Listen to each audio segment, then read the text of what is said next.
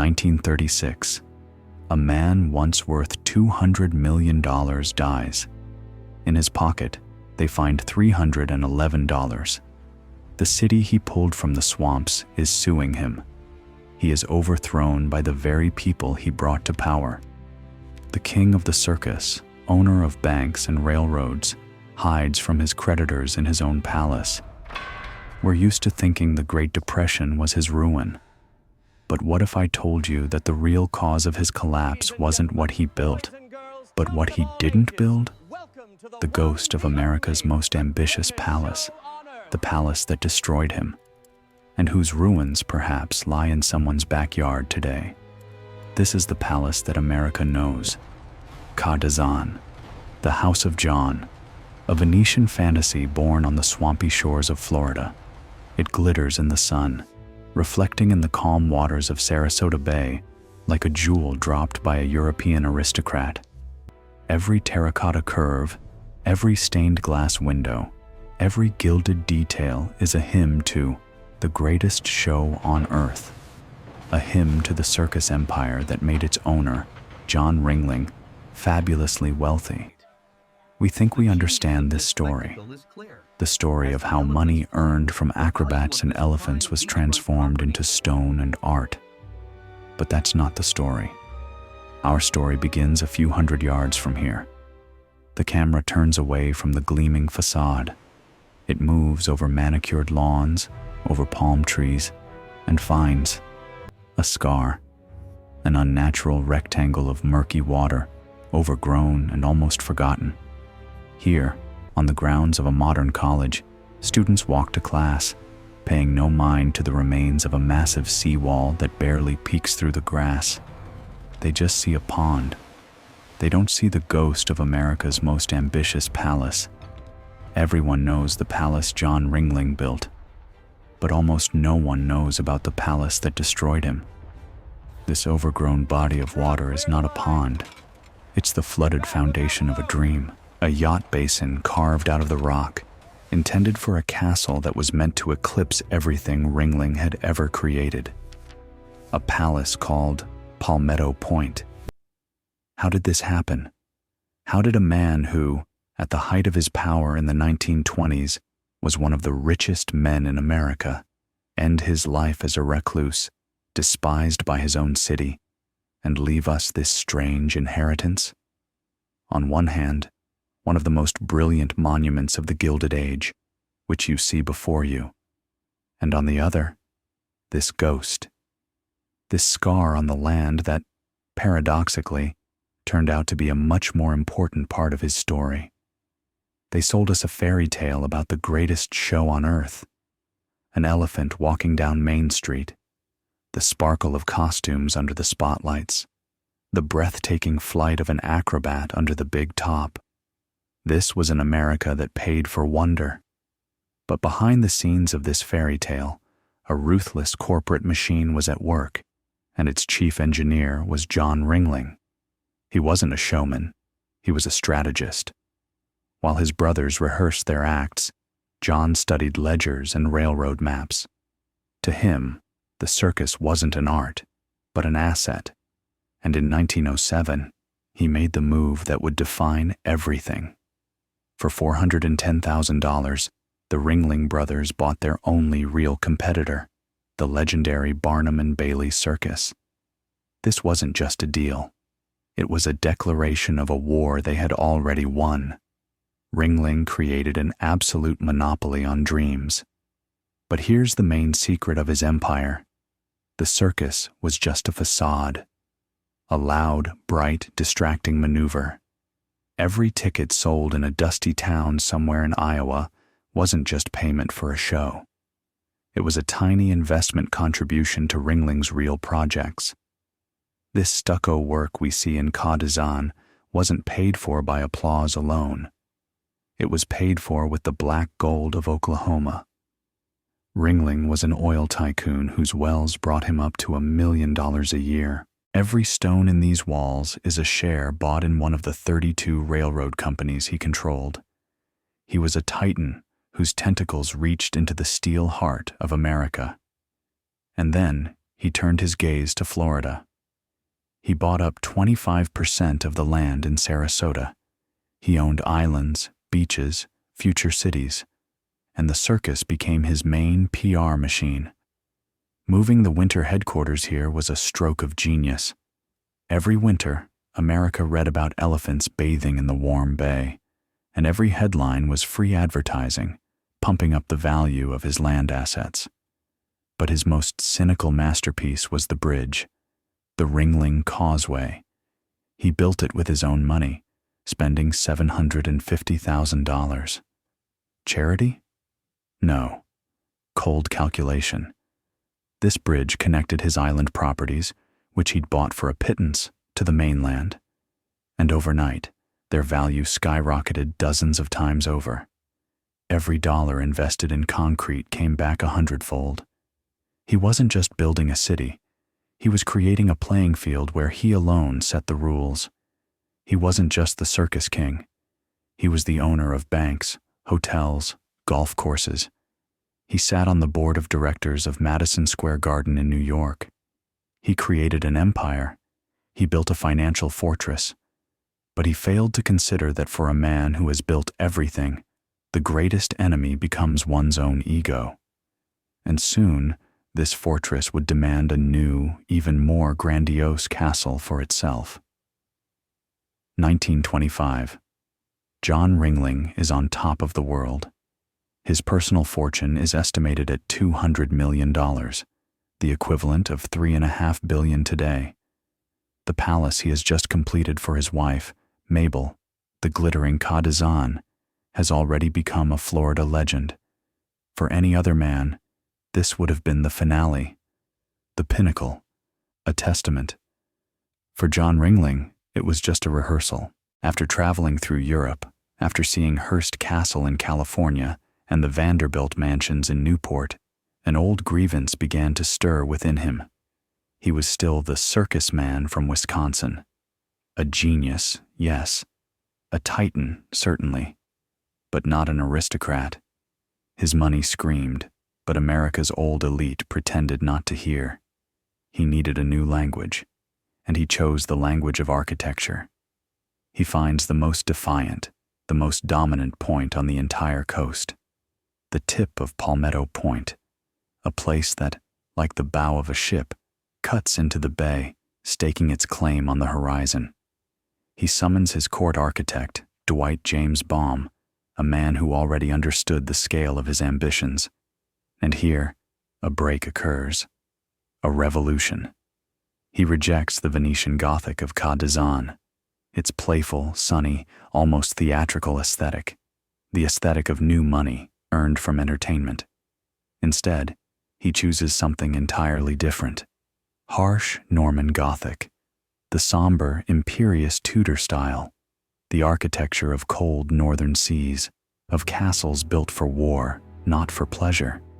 This was an architectural message carved in stone, and it read, "I am not an upstart, I am a dynasty." He was building an ancestral home for himself, one that was meant to look as if his family had owned it for centuries, as if it had weathered storms and the changing of generations. Asymmetrical towers, massive walls, inner courtyards, all of it was a declaration of eternity and birthright, a right he never had. Palmetto Point was to be his fortress, his command center from which he would manage his sprawling empire. And the radiant, magnificent Colossal, his wife's dream, the jewel of the coast, it was to be demoted, to become a mere guest house, a waterfront party pavilion. He chose a style that symbolized eternity. He was laying the foundation for a dynasty that would outlive him.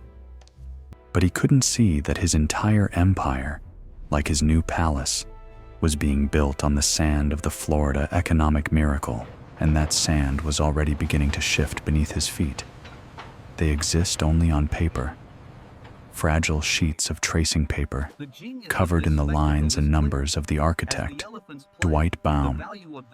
They are the X-rays of a dream, the blueprints of a palace that was never built. But if you look closely, You can hear the echo of its grandiose design. Here, in these drawings, lives the ghost of a palace with more than 100 rooms. To understand the scale, the White House has 132 rooms. Palmetto Point was comparable in scope to the residence of the President of the United States. His own, already legendary Ca d'Azan, with its 41 rooms, was meant to look like a humble guest wing next to this Leviathan. Let's step inside. Here it is, the Great Hall, the heart of this stone beast. A vaulted ceiling, 3 stories high, lost in the shadows. A colossal fireplace, large enough to hold a grown man. Stained glass windows depicting not biblical scenes, but the saga of the Ringling dynasty. This space was not designed for comfort. It was designed to overwhelm, so that any guest, upon entering, would instantly understand their place in this universe. But the true scale of power is hidden where it can't be seen. Beneath your feet, a whole network of underground tunnels, a separate, invisible world through which servants were to glide silently, appearing and disappearing at the ring of a bell, like spirits. This was architecture that made the very labor supporting such luxury invisible. This is not just a house, it is an autonomous city-state, declaring its independence from the outside world. It was to have its own power plant, capable of lighting a small town, its own seawater desalination system, making it invulnerable to drought. Ringling wasn't building a villa. He was building a Noah's Ark for the Jazz Age, capable of surviving any cataclysm. The projected cost? Up to $90 million in today's money. But that is just a pale shadow of the real price. Such a project today would be virtually impossible. The cost of manual labor, imported stone, and wood carving would be astronomical. Every blueprint, every line screams one thing. This building was conceived as the final word in the debate on power and status in 20th century America. This was not a home to return to after work. This was a throne, a monument to a man who believed he had conquered the world. Ringling was laying the foundation of his eternity, carving his name in stone. He did not know that he was building his castle on the edge of an abyss, and that the first tremor had already occurred. Blueprints are an abstraction, the pure, cold geometry of will. But the moment the first excavator bites into the earth, the abstraction ends. War begins. And John Ringling's first enemy was not Wall Street, not his competitors, and not his creditors. His first enemy was the very land of Florida, ancient, defiant, soaked in salt and skepticism. The battle for the shore begins. Hundreds of workers, like an army of ants, erect a granite front line, a seawall more than 1,000 feet long. This isn't just protection from storms. It is an act of expropriation. Every boulder set in place here is an oil company stock, sold at the right moment. Every bag of cement is profit from a railroad crossing the continent. Ringling reclaims land from the bay, declaring to the ocean, "From here on, this is my territory." But the wall was merely a prelude. The real madness was the yacht basin. Ringling didn't just want a dock. He wanted his ocean yacht, his floating palace, to sail directly into the heart of his domain. For that, he needed a basin 15 feet deep, and he ordered it to be dug not out of sand, but out of solid bedrock. The sound of explosions echoed across the bay. It was a war against geology. Dynamite versus limestone millions of years old. Workers blasted, crushed, and hauled away tons of rock to create a man-made harbor where nature had not provided one. It was incredibly expensive, incredibly difficult, and absolutely necessary for a man who had to prove that nothing was impossible. Every explosion was a salute to his power. Every ton of rock removed, a trophy. It was an act of pure conquest, a demonstration that the will of one man, backed by unlimited capital, could change the very geography of the coast. He had conquered the land. He had forced the stone to submit. The foundation was laid. The basin gaped like an open wound, ready to receive the ocean. But Ringling could not hear how, on the other side of the country, in the quiet offices of Wall Street, another storm was already gathering. A storm that couldn't be blasted with dynamite. 1926. While John Ringling's workers battle stone and salt water, another storm is gathering on the horizon. A storm woven not from wind and rain, but from fear and greed. Its epicenter is Wall Street. The Florida land boom, the very golden calf worshipped by speculators from all over America, begins to teeter. The music, which had played non-stop for years, suddenly goes silent. The bubble on which Ringling had built his Florida fortune bursts with a deafening crack. Land prices, his main asset, his paper empire, collapse. Not by 10%, not by 20%, by 90%. In a matter of months, his multi-million-dollar holdings turn into worthless swampland. Investors who just yesterday were willing to pay any price for a patch of land with a view of the bay flee in panic, like rats from a sinking ship. The world around Ringling starts to come apart at the seams. All the signals are screaming danger. The bankers are nervous. Partners are calling in the middle of the night. But Ringling, intoxicated by a decade of ceaseless victories, certain of his own genius, ignores the warnings. He sees the world as a chessboard, where he is the only grandmaster. To him, this isn't a crash, but a temporary correction, an opportunity to buy up assets even cheaper. And he makes his first fatal mistake. He keeps building. While his paper fortune evaporates, he keeps pouring real, liquid cash into Palmetto Point.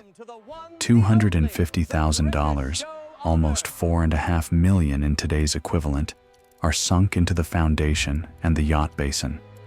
This is money that could have saved his banks, strengthened his position, but he throws it into this stone pit. Every dollar spent on construction is a bet against reality. He believes his will is stronger than the laws of economics. He is convinced he can single-handedly hold up a market that is already plummeting into the abyss. He is building his castle to prove his strength to the world, not realizing that this very castle is turning into a giant anchor, about to drag his entire empire to the bottom. He is fighting the market the same way he fought the land. But the market is not stone. It cannot be blown up, and it is about to strike back. They sold the sun. They packaged it in glossy brochures and shipped it to the cold cities of the north. Florida, the American Riviera, a place where winter doesn't exist, and the land itself turns to gold. John Ringling was the high priest of this cult. His projects, his bridges, his advertisements, all of it was a promise of paradise on earth. But in September of 1926, an answer came from the Caribbean islands. Nature's answer to human hubris, the Great Miami Hurricane. This was not just a weather phenomenon. It was the wrath of the heavens, descending upon the coast at 150 miles per hour. Archival footage, the silent witnesses to an apocalypse. Homes that just yesterday were someone's dream are reduced to a pile of splinters. Streets become churning canals. Palm trees, the symbol of a tropical paradise, snap like matchsticks. The belief that Florida was a safe haven for investments drowns in the saltwater flooding living rooms and bedrooms. Ringling himself, in Sarasota, barely felt the wind. His estate was untouched, but the blow wasn't struck against his walls. It was struck against his legend. The hurricane didn't destroy buildings. It destroyed a reputation. The reputation of Florida as the American Riviera. Who would want to invest in land that could be washed into the ocean at any moment? This hurricane became a cruel, visible metaphor for the impending collapse. The financial storm was an abstraction, a string of numbers on a stock ticker. This storm was real. It showed who the real master of Florida was. And it wasn't John Ringling. For the first time in his life, his ambition collided with a force that couldn't be bought, with an adversary you couldn't make an offer to, with a fury that couldn't be intimidated or absorbed. He could change the landscape, but he couldn't change the weather. He could build a wall against the bay, but he couldn't build a wall against the heavens. The market shook his throne. Nature laughed at his crown. But the most devastating blow, the one that would turn his dream to dust, would not come from the stock market or the heavens. It would come from the silence of his own home. June 1929. While Ringling's financial empire was slowly sinking, a tragedy strikes, knocking out its final support. Not an economic one, but a human one. His wife, Mabel, dies. In an instant, Ka-Dazan, the house of John, ceases to be a home.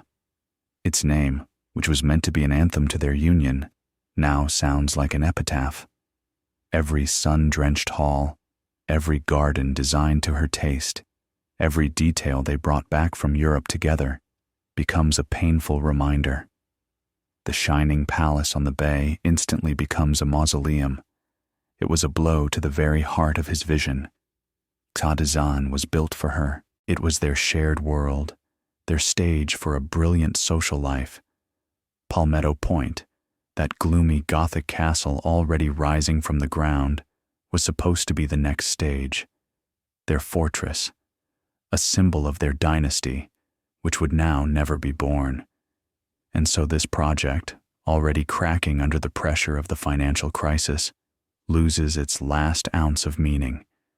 It becomes a desperate, lonely enterprise, a monument to his own ego, devoid of soul and warmth. Who was this huge, cold castle for now? For whom were these 100 rooms intended? But Ringling continues. Perhaps it's the only thing he knows how to do. To build, to move forward, even when the path leads into an abyss. The construction of Palmetto Point now takes on a tinge of madness. This is no longer a calculated business project. It's an act of denying reality, of denying death, of denying his own loneliness. He tries to drown out the silence that has settled in his first palace with stone and concrete. He raises the walls of a new fortress so as not to see the walls of his old life crumbling. He is building a palace without a queen, not understanding that in such a palace, a king is merely a prisoner. 4 months after Mabel's death, in the autumn of 1929, Wall Street would deliver its final, crushing blow. And then he would understand. He hadn't just lost the woman he loved. He had lost the entire world they were supposed to conquer together. October 29th, 1929. The day the ticking of the stock ticker turned into a death knell. Black Tuesday.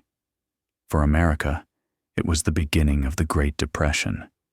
For John Ringling, it was a knockout.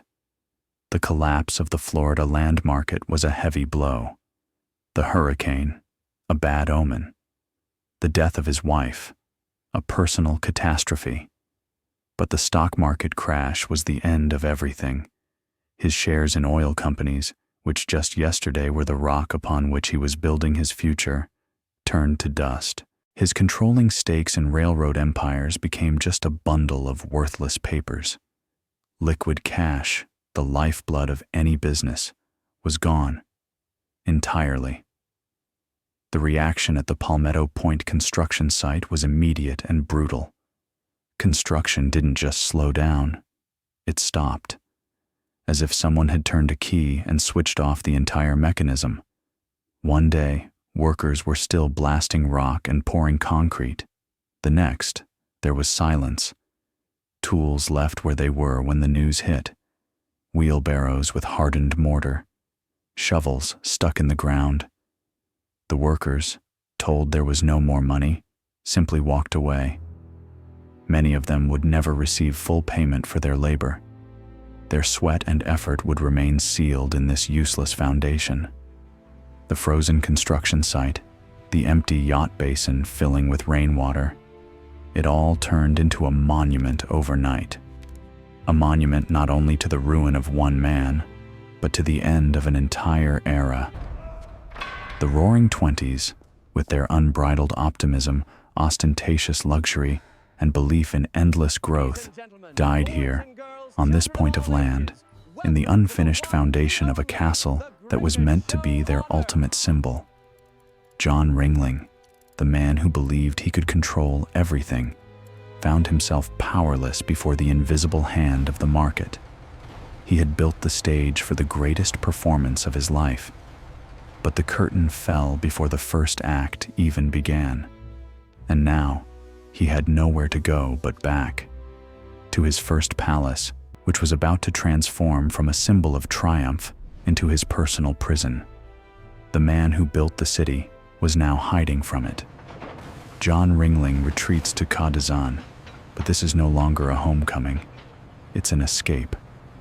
His Venetian palace, conceived as an open stage for receptions and balls, is turning into a fortress, his last line of defense. The massive wrought iron gates, which once swung open for the limousines of governors and bankers, are now bolted shut. He locks them himself, to hide from the creditors who pound on them day and night. He hides from former partners, from the people he owes money to, from the world that, just yesterday, lay at his feet. The siege begins, and the first to attack are not strangers, but his own subjects.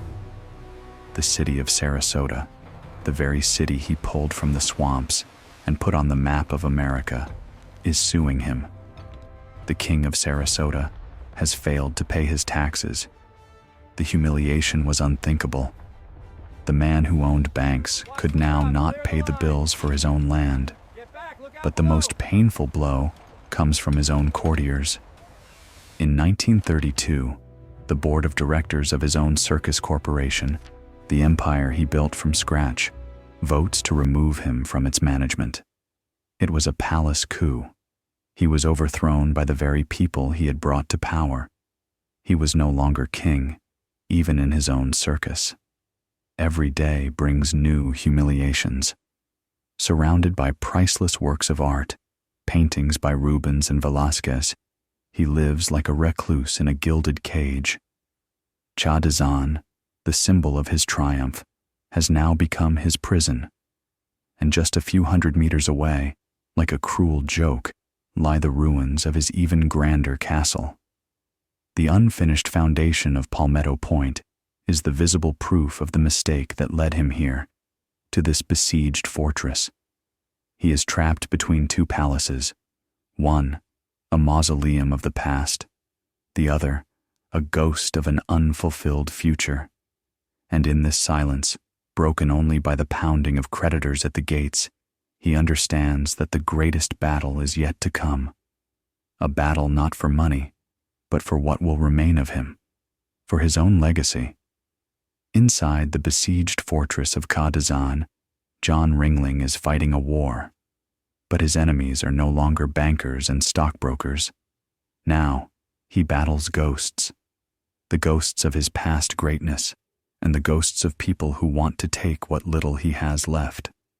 The pressure mounts. His second marriage to Emily Haig Buck, which began after Mabel's death, transforms from an attempt at solace into a battlefield.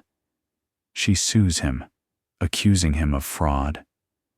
The battle for the remnants of his fortune unfolds right in the halls of the palace, turning his personal life into another humiliating lawsuit. Every day is a new surrender. He is forced to sell off the symbols of his former power, one by one. The luxurious private railway cars, in which he once crossed the continent like a monarch, go under the hammer. His ocean yacht, for which he had a basin carved from rock, is sold to cover daily expenses. The man who dealt in millions is now forced to trade his own possessions just to survive. But the main war is for his soul, for his legacy. The Museum of Art, his most ambitious cultural creation, the building where he amassed one of America's greatest collections of old masters, is under threat. The creditors are ready to take it all. His priceless Rubens, his Velázquez's and Titians, all of it could be sold off, piece by piece, to cover his debts. It is a desperate struggle. Ringling, sick and humiliated, is no longer fighting for future greatness. He is not trying to reclaim his empire. He is fighting simply to preserve something from his past, so that his name will be remembered not as that of a bankrupt speculator, but as the man who brought great art to the Florida wilderness. He battles the ghosts of his former glory, trying to transform them into something eternal. He no longer builds castles of stone. Now he is trying to build a monument from what he has left, from paintings, wills, and a final desperate hope for immortality. While John Ringling fights his final battles within the walls of Kadazan, the ruins of his future begin to take on a life of their own. Time, Oblivion's best architect, gets to work. The Great Depression holds the country in a death grip, and no one cares about a millionaire's abandoned construction site. The foundation of Palmetto Point, carved out with such titanic will, begins to surrender. Weeds push through the cracks in the concrete. Wild grass slowly but surely reclaims the land that was so brutally taken from it. The yacht basin, that perfect rectangular wound in the earth, fills with rainwater. Frogs and water striders make their home in its murky depths. The place intended for ocean yachts becomes an ordinary little swamp. For the local residents, many of whom have lost their jobs and savings, this frozen construction site becomes a symbol, a grim monument to the reckless greed of the Roaring Twenties. They look at these ruins and see not a missed opportunity, but deserved retribution. It is here, in this overgrown pit, that not only Ringling's dreams are buried, but also their own illusions of easy wealth. At first, it's a local curiosity, a place where they bring visitors to tell the story of the king's fall. Then, just an abandoned lot. Children play hide-and-seek among the remains of the seawall. Teenagers have secret picnics on the edge of the overgrown basin. The grand design that was meant to astound the world dissolves into local folklore. And then, it is almost completely erased from memory. And then comes the final, quietest act of destruction. After Ringling's death, after decades of legal battles, the land intended for the most exclusive palace in America is sold at auction, not as a whole, but in pieces, plot by plot. It is divided up and sold off for the construction of ordinary suburban homes with neat lawns and two-car garages. The dream of an ancestral home, of an eternal dynasty, literally dissolves into American suburbia. Ringling's greatest design wasn't dynamited or demolished. It was quietly absorbed by the very ordinary life he had so wanted to rise above. His fortress became someone's backyard. Let's bring this ghost to life for a moment. Let's allow Dwight Baum's blueprints to take on flesh and blood. Let's imagine the life that could have been within these walls. You have to understand the main thing. This would not have been a happy family life. Palmetto Point was not designed for comfort. It was a stage for power, a vast, echoing machine for demonstrating strength and closing deals.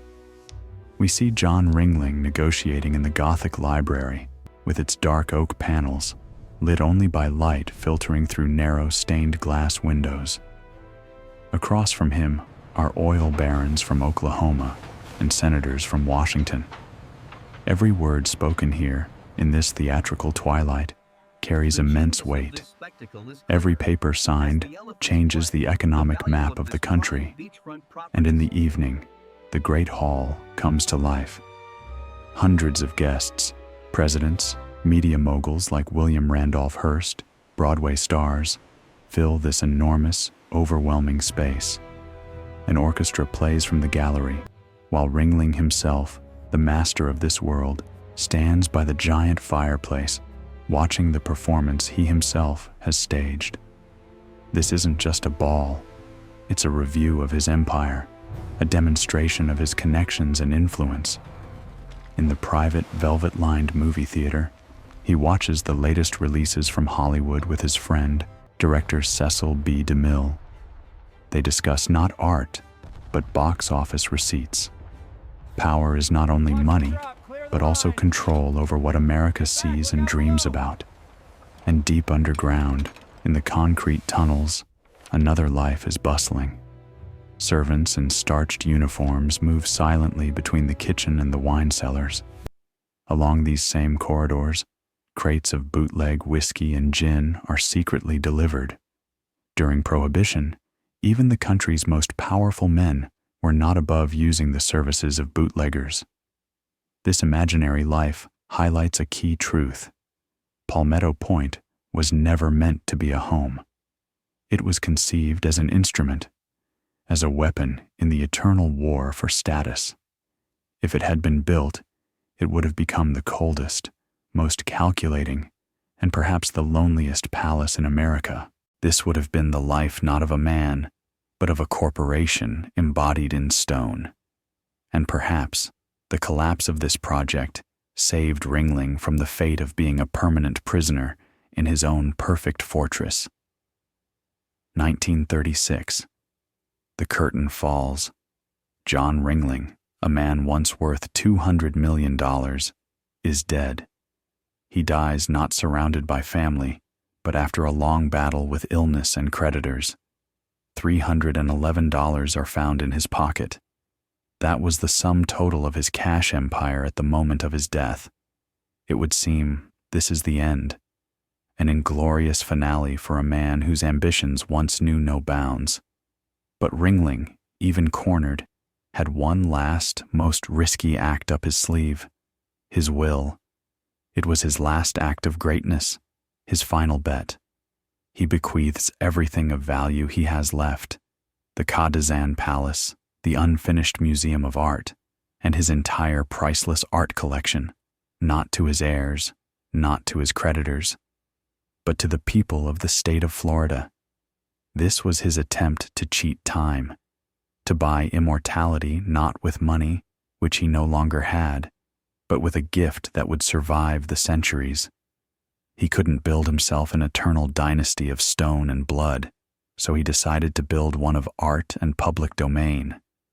And then comes the final, most cruel irony of his life. The state of Florida, having received this royal gift, studies the documents and declines. Ringling's inheritance was a toxic asset. Along with the palaces and Rubens paintings came colossal debts, tax liabilities, and lawsuits. To accept the gift meant to accept the chaos its owner left behind. His legacy is frozen for 10 years. 10 years of legal battles as lawyers argue over the fate of his last will. And all this time, Kazan stands empty. The palace he loved so dearly slowly falls into disrepair. Dust settles on the Venetian glass. Cobwebs cover the gilding. The phantom palace of Palmetto Point is overgrown with weeds, while its radiant twin dies of loneliness and neglect. His last act of greatness, his bet on immortality, had almost failed. So why did we tell you a story about a building that doesn't exist? We've walked you through triumph and collapse, through boardrooms and personal tragedies, only to show you at the end an overgrown pond and the remains of a wall. Because Palmetto Point is not just a failure, it's a key. The key to understanding John Ringling's entire legacy. And here is the main paradox. His colossal failure saved everything we cherish today. If this Gothic monster had been built, the radiant Ca d'Azan we know and love would have been doomed. It would have become a guest house, a shadow, and perhaps would have been rebuilt or even demolished, forgotten in the shade of its gigantic neighbor. The failure of one project preserved another for us. And now, when we look at these two places again, their silent dialogue becomes clear. Ca d'Azan is a monument to what John Ringling managed to build. Palmetto Point is a monument to who he wanted to be, to that insatiable hunger that always demanded more. The overgrown pool and the fragments of the wall have survived not as ruins, but as a legend, a cautionary tale that architecture is not only a symbol of power, but also the most accurate seismograph of its fragility. It shows us not only what was created, but also what was destroyed, by ambition, by the economy, by life itself. Ringling's most impressive building is not the one he built. It's the one that was conceived at the peak of his power and buried at the moment of his collapse. It is a monument to pure, unbridled ambition, and its absence tells us more than any stone ever could. We are used to measuring a legacy by what was built, by what can be seen and touched. But the story of John Ringling teaches us to look deeper, at the scars left on the land by his ambitions, for it was the ghost of the palace that never was that preserved the real palace for us, turning his greatest failure into his most unexpected triumph. In the end, what will say more about us? The monuments we leave behind, or the ghosts of those grand designs for which a lifetime was not enough? This story is just the beginning of a conversation. Share your thoughts in the comments below. And if journeys into the past like this are important to you, your subscription and like will be the best signal that we should continue.